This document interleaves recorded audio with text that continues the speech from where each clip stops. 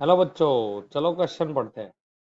Note that inductive time constant of RL circuit is the time in which the current RL circuit grows 63.2% of the maximum value of current, or it is the time in which current in RL circuit decays to 36.8% of the maximum value of current. Similarly, capacitive time constant of RC circuit is the time in which charge on the capacitor grows to 63.2% of the maximum charge, or it is also the time in which charge on the capacitor decreases to 36.8% of the maximum value of charge की बात। तो यहाँ पे बहुत ही important देख लो, read the above passage carefully and answer the following questions on the basis of the understanding of this passage and related studied concepts. तो what is the inductive time constant? तो देखो यहाँ पे सबसे पहले हम, हमारे पास एक सर्किट है, मान लो की कॉन्सेप्ट जो यहाँ पे लगेगा वो है RL circuit and current, current in RL circuit. इसको हम बोलेंगे current in RL circuit, RL circuit.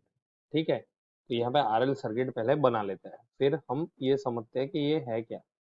तो देखो, मान लो कि मेरे पास एक रेजिस्टेंस है और एक इंडक्टेंस है, इसकी वैल्यू आर है, इसकी और इसके साथ मैंने एक स्विच लगा दी है, और यहाँ पे लेट से कोई सोर्स लगाया है।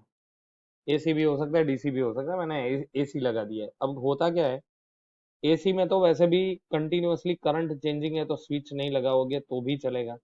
तो इनिशियली जब आपका ये ऑन होता है तो क्या होता है, यहाँ से करंट फ्लो करना स्टार्ट करता है। अब यहाँ पे एक इम्पोर्टेंट चीज है, यहाँ पे इंडक्टर है। तो इंडक्टर की एक प्रॉपर्टी ऐसी है कि वो करंट को है ना रेजिस्ट करता है इनिशियली, इनिशियली उसको ओपोज करता है, उसके ग्रोथ को ओपोज करता है। मतलब करंट स्टार्ट होता है तो उसको बढ़ने से रोकता है। तो उसके लिए हम एक ग्राफ बना सकते हैं इस तरीके से, टाइम और करंट का। और यहाँ पे देखो, धीरे धीरे धीरे धीरे करंट आरएल सर्किट में बढ़ना स्टार्ट होता है, एक पॉइंट आता है, फिर क्या होता है, ये कांस्टेंट बन जाता है। तो जिस पॉइंट से ये कांस्टेंट, यहाँ पे कांस्टेंट वैल्यू जो होगी वो उसकी मैक्सिमम वैल्यू होगी, जिसको अपन आई जीरो बोलेंगे। और यहाँ पे जहां से ये स्टार्ट होता है वो टाइम को अपन टाइम कांस्टेंट टाउ बोलेंगे, जो कि होता है एल बाय आर। और यही होता है इंडक्टिव, इंडक्टिव टाइम कांस्टेंट, के जहां से तुम्हारा जो करंट है वो कांस्टेंट होना स्टार्ट करता है। और ये पॉइंट पे तुम्हारी जो करंट के ग्रोथ की वैल्यू होगी वो 0.63 ऑफ इट्स मैक्सिमम वैल्यू होगी। ठीक है, and this can be, this growth मतलब ये जो ट्रांजिएंट हुआ, मतलब चेंज हो रहा है करंट इनिशियल वो छोटे टाइम में, ये जो अपने स्टेडी स्टेट में आ रहा है अपनी, फिर करंट कांस्टेंट हो जाएगा थ्रू आउट द सर्किट। तो इनिशियली जो ये इसको टाइम लग रहा है, वो जो टाइम है उसे टाइम कांस्टेंट बोलते हैं या इंडक्टिव टाइम कांस्टेंट बोलते हैं, क्योंकि इंडक्टेंस की वजह से ये ग्रोथ में थोड़ा टाइम लग रहा है।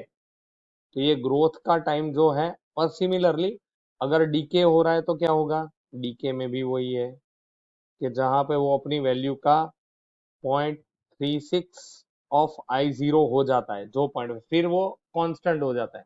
तो ये दोनों केस में इसको अपन I is equal to I zero into one minus e power minus t by tau ऐसे लिख सकते हैं। क्या लिख सकते हैं, माइनस टी, एक्सपोनेंशियल है आप देख सकते हो। और ये नीचे वाला जो है वो क्या होगा, I is equal to I zero into e power minus t by tau. तो ये दोनों एक्सपोनेंशियल है, और यहाँ पे इंडक्टिव टाइम कांस्टेंट की वजह से हो रहा है। तो बच्चों, hope you understood. Thank you and best of luck.